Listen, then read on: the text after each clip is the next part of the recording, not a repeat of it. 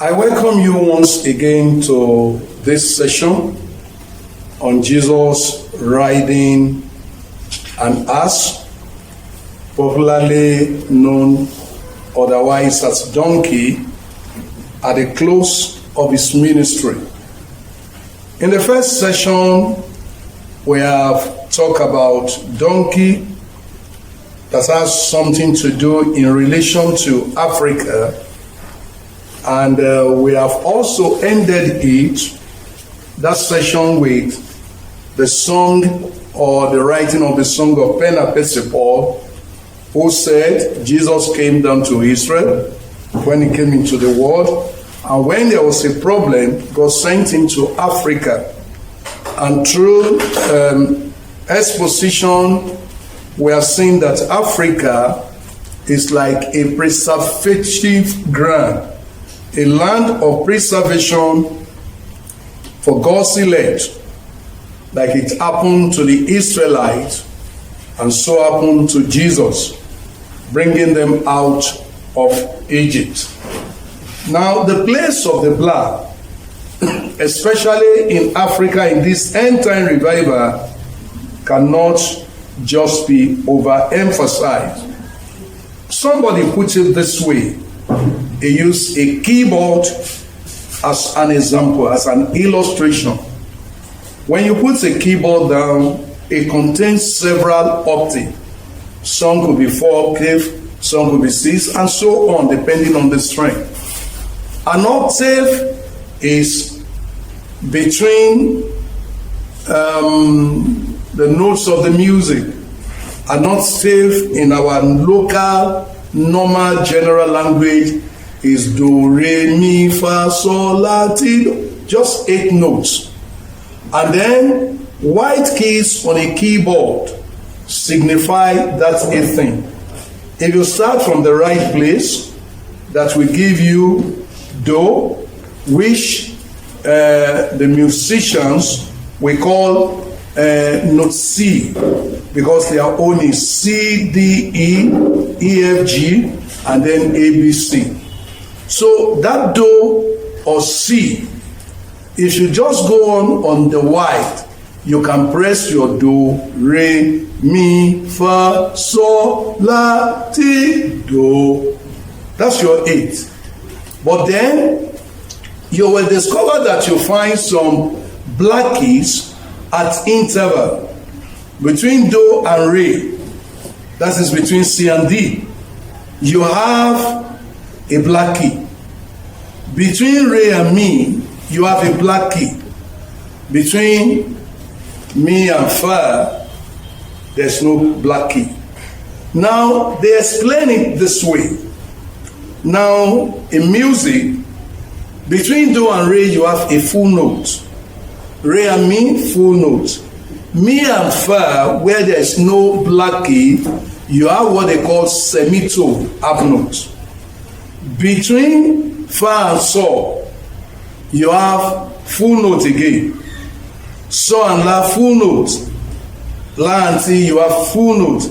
Between ti and do, you have semitone, half note, half tone. Now, they were saying that if you are pressing white and you are pressing black accordingly, it will be do, di, re, mi, fa, fi, sol, and so on like that.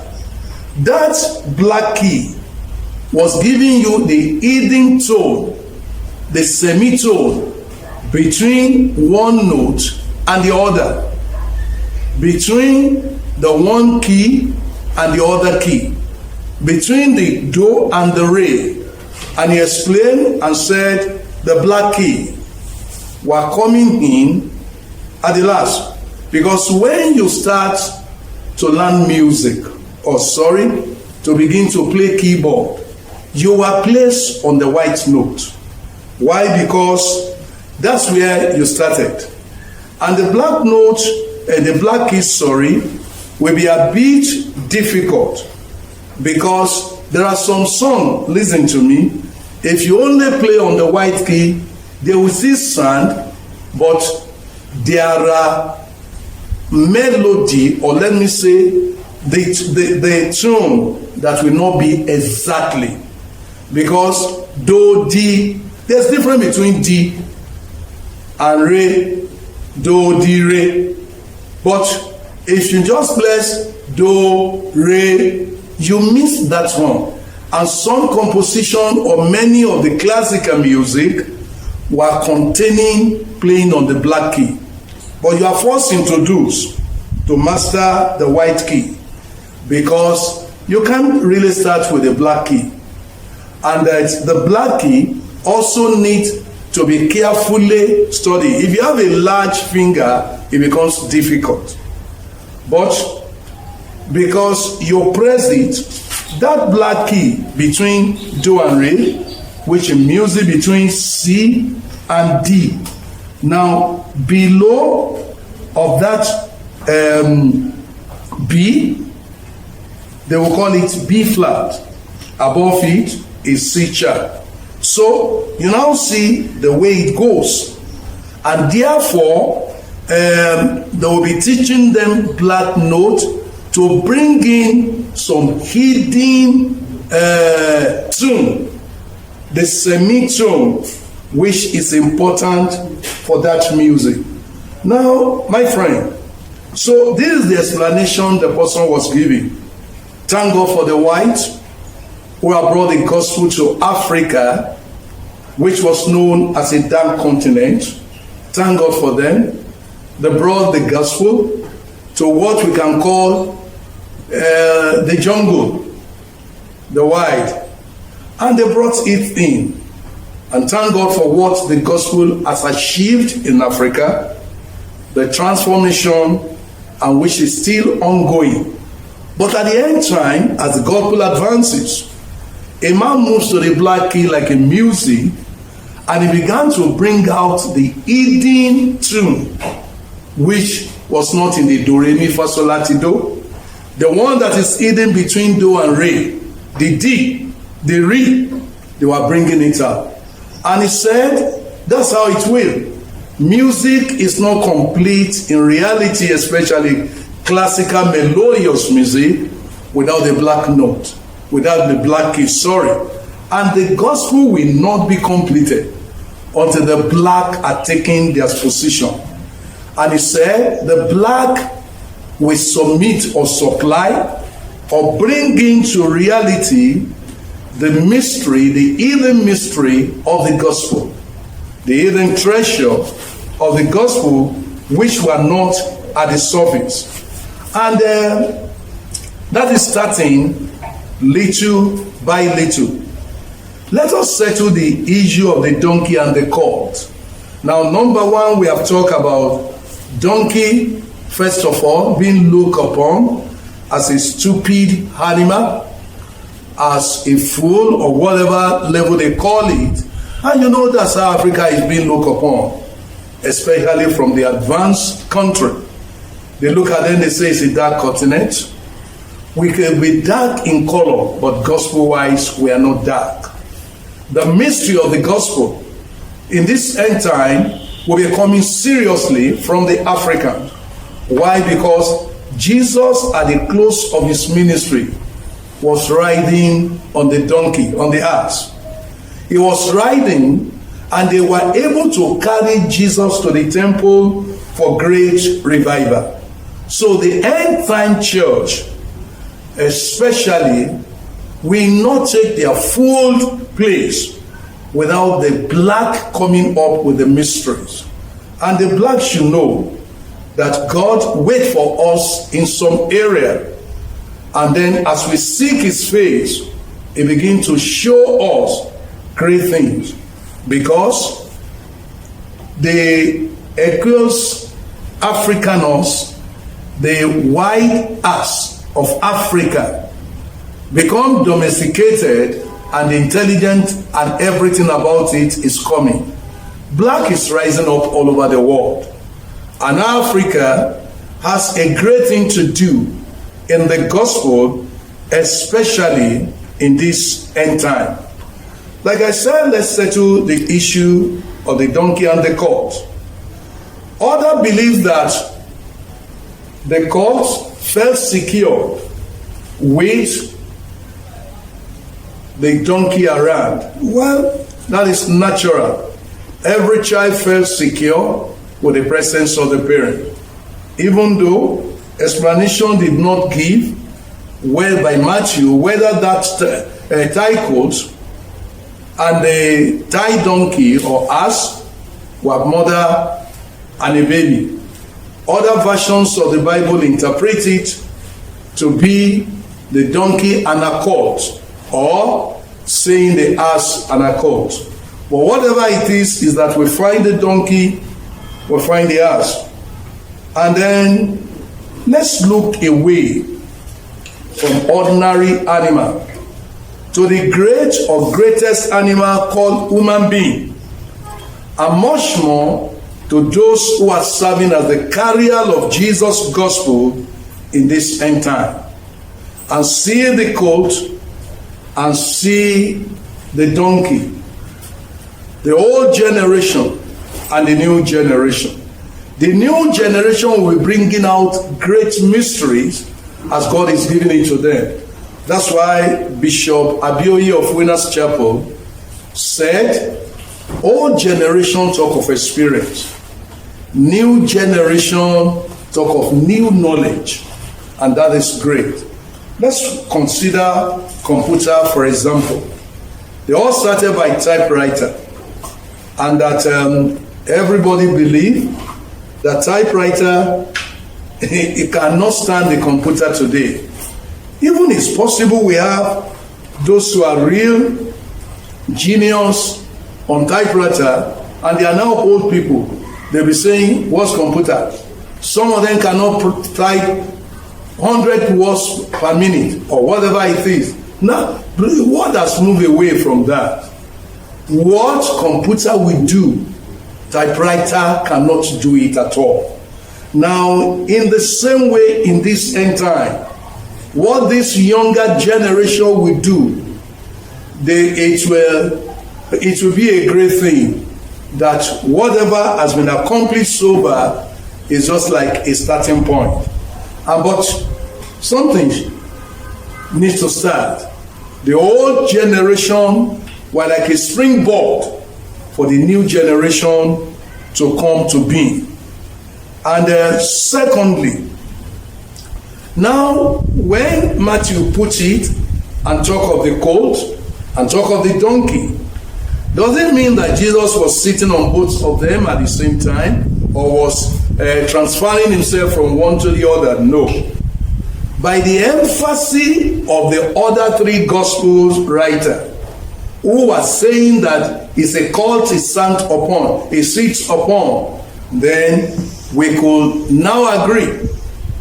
But the donkey that Matthew mentioned was also playing a role. As a beast of body, it is possible that every load that they need to carry was put on it. While Jesus sat majestically on this one, and the donkey was carrying the load, if they are put the same load on the colt will not be able to move. We've been told that colt, in its first time to carry human being or load, is going to rebel, push off that one. But on this time around, this colt was just taking the Savior, because the end time, the youthful, disobedient, and arrogant will be taken away, and we are finding young men and women that their heart were crying for the reality of the gospel, an indication that we are now at the end time, and great things will begin to happen. Now the whole generation carry load of the gospel, and we should make sure that we balance it. When they laid the foundation of the restored church in Israel, those who have been old, who are there, and they saw it, they saw the foundation doesn't look strong. The strength of it doesn't look large and massive by the way they know, and therefore they shook their head. They felt this is an high carbon, glory had departed. But the younger generation that knows nothing were rejoicing, were happy. Temples we have heard about, this is what we had. And then older generation are looking at them. What's their joy? Then here comes the judge. The voice of the father. The prophet spoke. He said, you old men who have seen this building in its whole time, this one you are saying does not look like nothing to you. He said, okay, but this is it. The glory of this latter house cannot be compared to the former.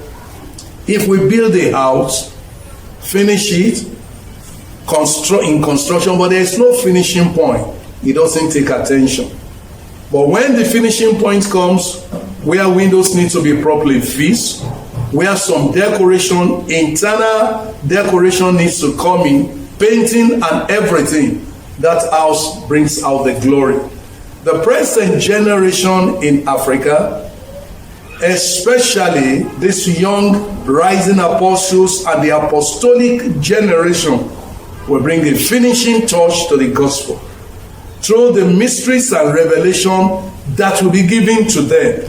And so everybody has a place to play, has a role to play. When the donkey and the colt were going together, the ass and the colt, it's like you are seeing the father and the son together in ministry. But this day, much emphasis on the son. But do you see this? Both of them were together, tied, and then eventually loose. Now, those who have stayed under mentorship, they have learned how to be humble. They have learned several things. And when they were out, it shows in their life. And so, even though the emphasis is on the colt, but the colt has been with the donkey. And so when the emphasis was now coming, it's like nobody is talking about the donkey. That's God's own wisdom. Donkey has played a role before. It's carrying the load today.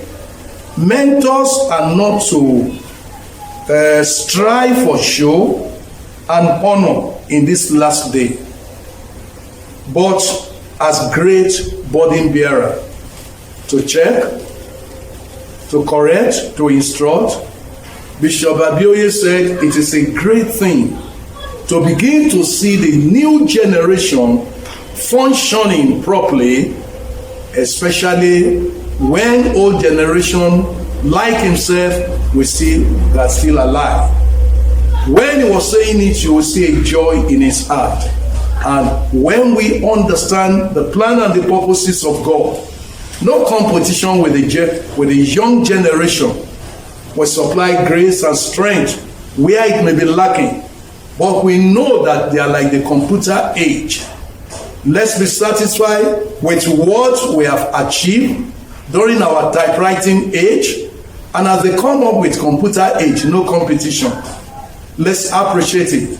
Computer grow up from the typewriter. And so, all is still together in the same progress.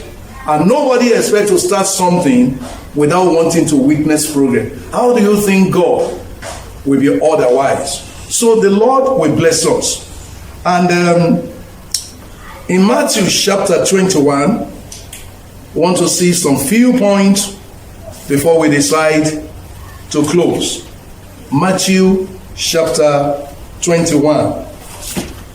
Then I commence my reading from verse number 12.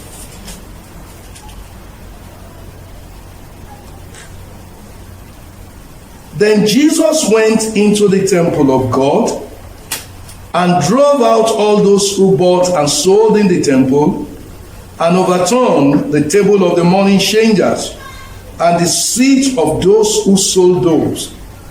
God's willing, that will be for another day. 13. And he said to them, it is written, my house shall be called a house of prayer, but you have made it a den of thieves.